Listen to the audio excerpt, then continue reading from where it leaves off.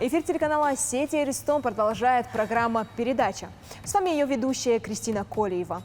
Темы этого эфира настолько разнообразные, что вы себе и представить не можете. Но ладно, обо всем по порядку.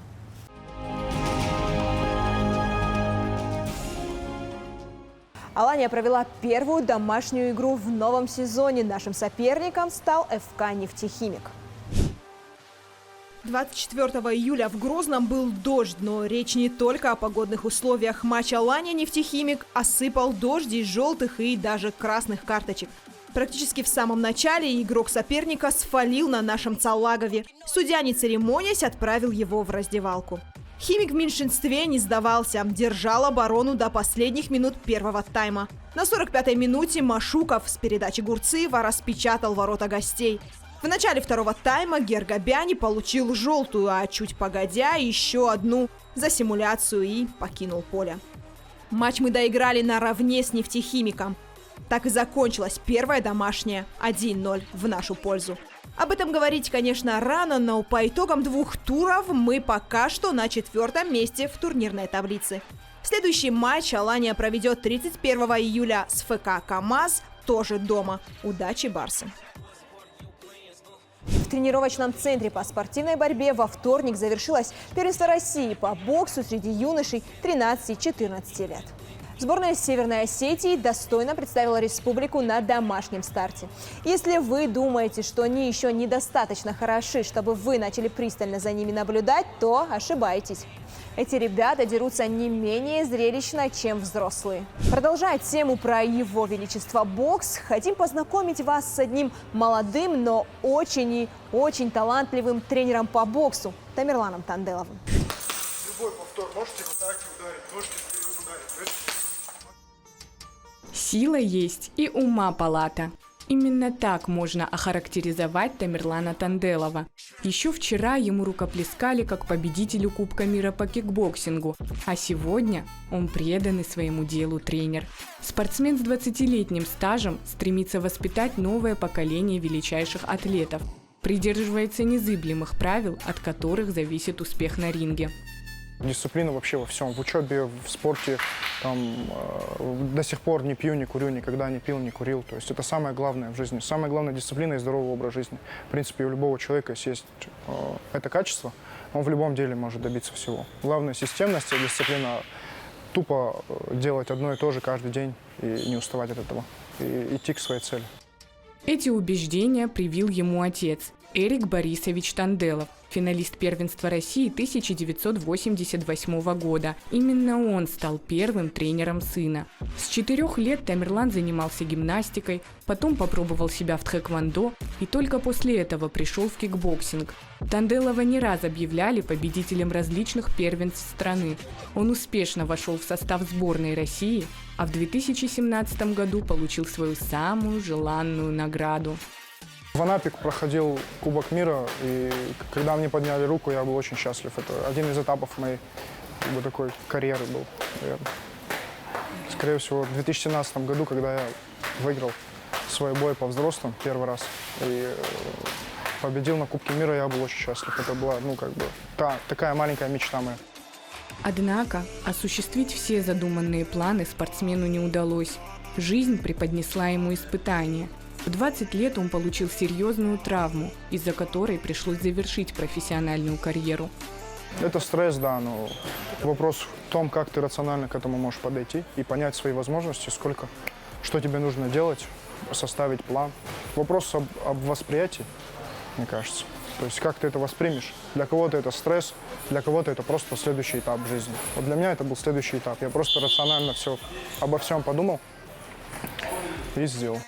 Тамерлан взглянул на свою жизнь под другим углом. Появились новые мечты и планы. Тогда он и решил примерить на себя роль наставника. Тыкни, делай. Оп. Свою тренерскую деятельность Тамерлан начал в конце 2021 года. Ощутимых результатов удалось достичь быстро. Для Танделова и его команды награды стали привычным делом. Только за последние пару месяцев юные боксеры привезли домой 2 кубка. Но этот кубок, это за первое общекомандное место в турнире «Наше дело». Там около 20 команд выступало. А это кубок за участие в матчевой встрече против Чеченской Республики. То есть та команда, которая выигрывает, получает кубок, в принципе. Это мы в Чечне получили, то есть за победу стенка на стенку. В принципе, вот пока 2 кубка у нас в зале, у меня остальные кубки дома. Но за любыми наградами стоят многочасовые тренировки, жесткий режим и индивидуальная работа наставника. Порой найти общий язык с воспитанниками бывает не так уж просто. Однако Тамерлан Танделов знает, что делать в таких случаях. Все зависит от психологического подхода к ребенку. Нужно просто его прочитать, как я думаю. Понять, какое у него отношение в семье, как его семья воспринимает. И от этого к нему подход можно найти любой. То есть самое главное — понять его, сущность самого ребенка. То есть как он мыслит изначально. То есть я думаю, взглянуть в глубину его души, мне кажется, это самое главное. Опыт профессионального спортсмена – незаменимая помощь в работе тренера. Танделов проанализировал методы работы наставников, свои удачные и не очень выступления, внимательно наблюдал за самыми титулованными атлетами. Таким образом, удалось разработать новый план подготовки. Теперь он точно знает, как привести своих воспитанников к победе.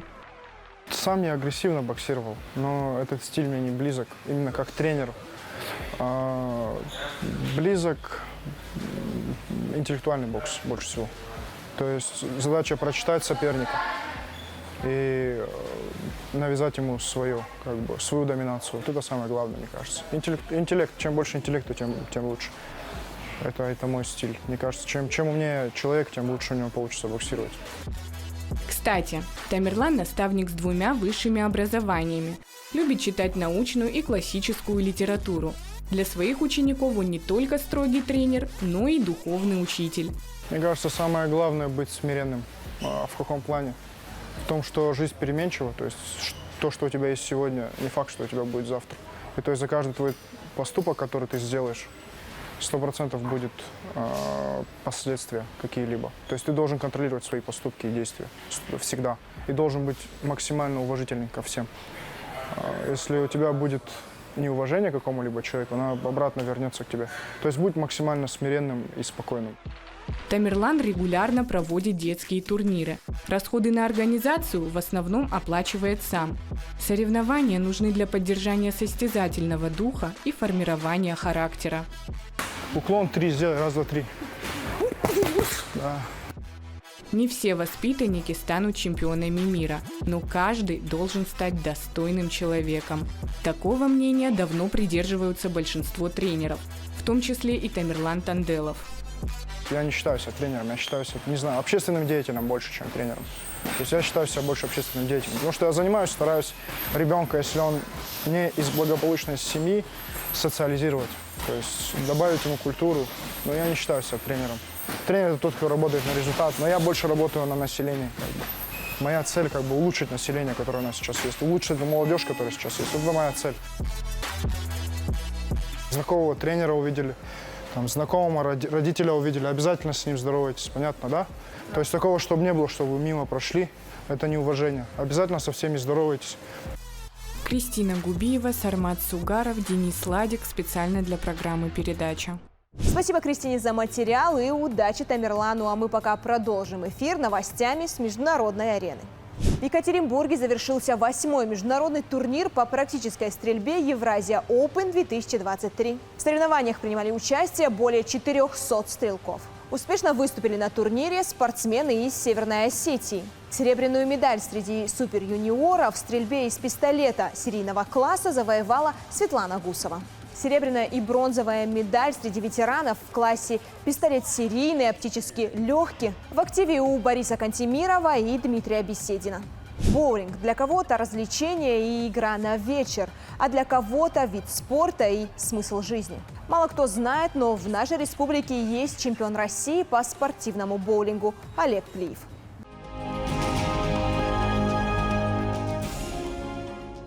Олег, здравствуйте. Добрый день. Для Северной Осетии Занятие спортивным боулингом – это, наверное, что-то за гранью. Наверное, по пальцам одной руки можно сосчитать спортсменов, которые занимаются. Скорее всего, это в моем понимании. Расскажите, пожалуйста, как вы пришли вообще в спортивный боулинг? Мы пришли первый раз в боулинг, он был на Гастелло. Просто понравилось, начали ходить, играть туда-сюда. Потом приходим один день и закрыто. Как закрыто? Тут соревнования. Ну что, в боулинге соревнования есть? А я сам в душе, всю жизнь спортом занимаюсь и люблю соревноваться.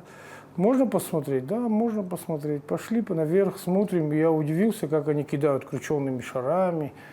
И вот это меня зажгло. И я начал спрашивать, как ты делаешь, что делаешь. Есть такой у нас Загоев Батрас, который тогда уже играл давно. И выигрывал много турниров, машину выиграл там. Я у него спрашивал, он мне объяснил, как это сделать.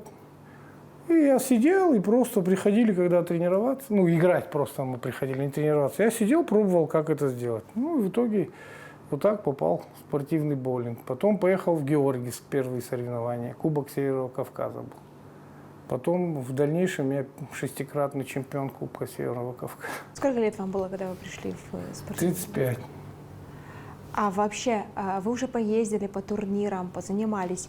В 35 лет нормально приходить в спортивный боулинг? Просто объясню. Есть виды спорта, в которых нужно приходить с детства. А все-таки есть виды спорта, в которые можно приходить в любом возрасте. Боулинг – это какой из категорий относится боулинг? Боулинг – это вид категории, который в любом возрасте можно. Я например, ездю, тренирую в Пятигорск, в Волгоград. У меня есть муж с женой в Пятигорске 63 и 65 лет. То есть они тоже турниры выигрывают. И, конечно, с возрастом надо, с молодежью очень тяжело бороться. Они же более выносливые. Тем более сейчас, когда мы начинали играть, молодежь особо так не заинтересована была. А сейчас Москва очень сильная молодежь у них. Москва, Омск. Прям они начали играть там, буквально с 8, с 10 лет, вот так. И сейчас они уже подросли и все, начали сопротивление оказывать мощное. Нету для него возраста. Если ничего не болит и здоровье позволяет, то можно выигрывать в любом возрасте. А для себя самый важный старт какой для вас был? Чемпионат России или все-таки вы можете какой-то другой старт выделить? Первый раз я ездил по турнирам таким маленьким, а потом первый раз я поехал в Краснодар на всероссийский турнир. Это был, я ночь не спал, хотя я сам спортсмен, не переживал никогда. А тут вот я просто хочу уснуть и не могу. И всю ночь не спал. Всероссийский турнир был. Я там занял из 120 человек, по-моему, 18 место первый раз. Вот это был старт такого мощного турнира. Потом мечтал поехать не на всероссийский, а на чемпионат России. В итоге за Краснодар первый раз. У нас федерации боулинга нету. И поехал за Краснодар играть. Первый раз тоже опять было 15 место. Второй раз было 3. Потихоньку меня пригласили в Волгоградскую федерацию. Я стал чемпионом Волгоградской области. То есть я поездил 1 год, выиграл чемпионат Волгоградской области. На сегодняшний день вы и действующий спортсмен, если я правильно понимаю, и тренируете. Да. Тренируете вы, есть такое, что кто-то целенаправленно приходит и приводит может быть, ребенка или может сам приходит на боулинг? Из наших местных не было, а жены военных приводили детей именно целенаправленно тренироваться в боулинг. Мы с Загоевым Батразом тоже арендовали боулинг. Мы там 8 лет арендовали его, детей тренировали тоже. Все спрашивают, не олимпийский вид спорта, все. А вообще мысли как-то начать реализовывать и раскручивать боулинг в Осетии и попытки были? Конечно, были. Мы организовывали студенческие турниры. То есть приходишь со студенческим билетом, у тебя скидка в боулинг, это когда мы в боулинге работаем, у тебя скидка в боулинг 50%. Плюс турниры разыгрывали, и 8 призовых мест было. То есть начиная от ноутбука и заканчивая ручкой, допустим, к слову. турнир проходил, чемпионат РСО Алания, ну как бы без федерации, но все равно он проходил там. И мы сейчас хотим опять возобновить и будем вас приглашать. Но мы хотим возобновить не только чемпионат РСО Алания, мы хотим здесь сделать Кубок Северного Кавказа. То есть, чтобы приезжали иногородние тоже у нас там Лермонтов, Пятигорск, Георгий, Ставрополь, Краснодар. Они будут приезжать. А насколько это реально сделать без федерации? Это же не спортивный турнир, это коммерческий. Но название будет все равно Кубок Северного Кавказа. Ну, как бы мы можем под эгидой Волгоградской федерации, Ставропольского края. То есть, ну, нам это не нужно. Мы не хотим давать разряды, потому что у нас пока спортсменов нет. Надо пока завлечь людей. Попробуем. У нас каждую среду бывает тренировка общая. Ну, человек 10 собирается уже. Старые, кто играл, новые, вот ада новая. Начали люди опять собираться, потому что боулинг тоже был поломан, и благодаря вот Азамату он как бы восстановил его. А если говорить о боулинге, то есть мы, наверное, люди, которые просто приходят в боулинг, ну, поиграть, покатать шары. Условно, спортивный боулинг, как он отличается от боулинга, который мы все привыкли видеть и в который мы все привыкли играть? Боулинг – это игра позиционная. Как вы станете, так вы бросите. А люди как становятся, так в середине станут, шар вот здесь, ничего не видно. И куда-то кидают. Я, да. Вот, во-первых. Во-вторых, у меня шары как бы свои, они ну, просверлены под меня, мне удобно. Я не напрягаюсь, во-первых. Во-вторых, если у вас будет свой шар, вам вот хоть какие длинные ногти сделайте. Все равно вам будет удобно. А вообще про планы. Какие у вас планы? Может быть, где-то есть соревнования, которые намечаются, что-то такое? Ну, у нас в Осетии так, вот, в большинстве турниров я не играю. Понимаете? Вот Ада не боится, поехала в Краснодар. После 3 тренировок она поехала в Краснодар играть. Я хочу поиграть. Понимаешь? Она ищет соперников. А у нас все приходят так, а ты играешь? Я говорю, да. А Батрас играет? Да. А Вова играет? Да. А что тогда там делать? Ну, как бы все. Я говорю, ну идите в детский сад играть. И я целенаправленно ехал, чтобы найти более сильного соперника, чтобы у него чему-то научиться. А у нас учиться не хотят. У нас хотят прийти, выиграть, и все. Цели нет у них. Вот у Ады есть цель. Она хочет играть, она хочет поехать туда, она хочет на чемпионат России поехать попробовать. Вот я же говорю, 3 тренировки сделала девушка и поехала в Краснодар на турнир. И заняла не последнее место. Если говорить про турнир. Вы приехали на турнир, условно, давайте возьмем, там 30 участников. Как составляется турнирная сетка? Жеребьевка или что-то такое? Жеребьевка проходит на дорожку. То есть для меня очень важно намасливание дорожки. То есть вот смотрите, боулинг, да? И где двери проходные, там дорожка бывает суши. И начинаются споры. Вот. И поэтому бывает жеребьевка. Ты подходишь, вытаскиваешь номер. И согласно этому номеру становишься на дорожке, и уже не важно, попал ты туда, не попал, или ты 2 раза туда попал. Как вытащил, так и играешь. Сейчас делали уже электронную, на планшете там кубики прыгают, раз нажал, вот так, и все. А дальше там бывают квалификационные игры. На чемпионате России это всего 6 игр квалификации. Ты играешь 6 игр квалификации. Играет около 200-250 человек, и 6 игр, из 6 игр квалификации из этих 200 проходит 8. 8 проходит и играют так. 4-8, 3-7, 2-6, 1-5. По одной игре все и выбываешь. То есть сыграли одну игру, прошел дальше, прошел. Не прошел. В квалификациях нет шанса на ошибку. Правильно? Ну, в чемпионате России нет. Есть на коммерческих турнирах на ошибку, потому что бывает, либо ты можешь блок переиграть, либо игру одну переиграть. Вообще, допустим, возьмем, какая-то мама решила привести своего ребенка в боулинг, на что и рассчитывать? Это затратный вид спорта вообще или да, нет? Это затратный вид спорта. Один шарик стоит там 10-15 тысяч. Обувь тоже около от 5 до 25.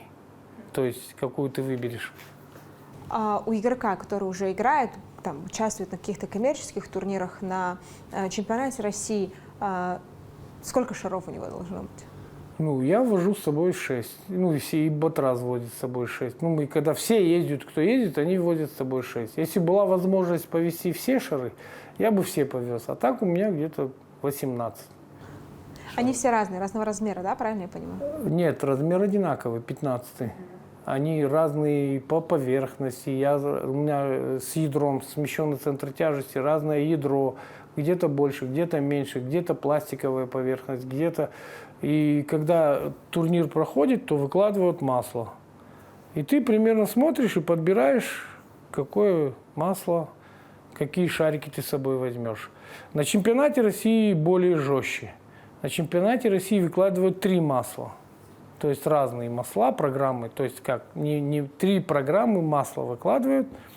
И там уже тяжелее подобрать. Там уже как бы ты смотришь. А когда приезжают все, на следующий день бывает практика на этих всех 3 маслах. Да? И вечером вытягивают одно из масел.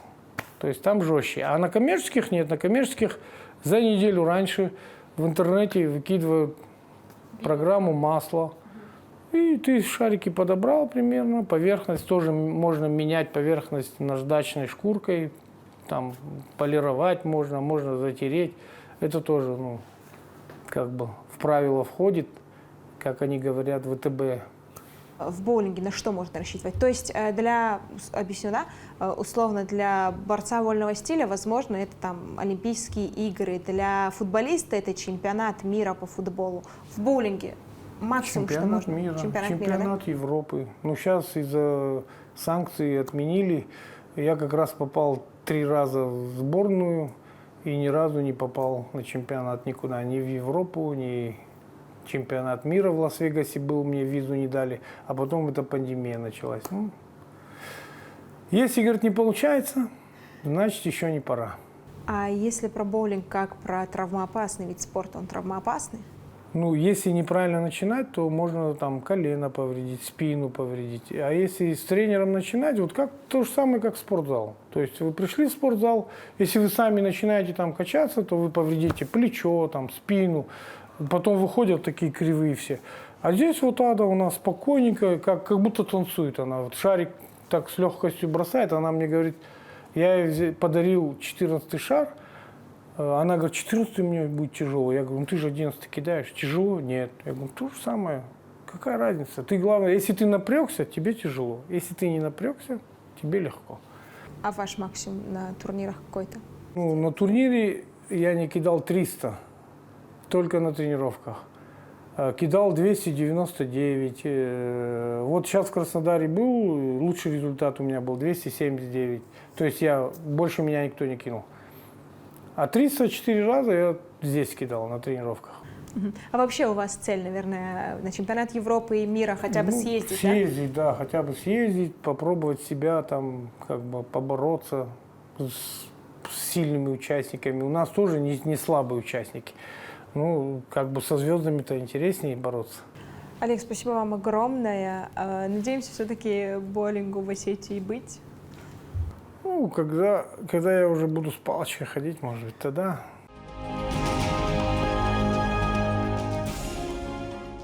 На этом все. Спасибо, что были с нами. И до новых встреч в эфире, дорогие любители спорта.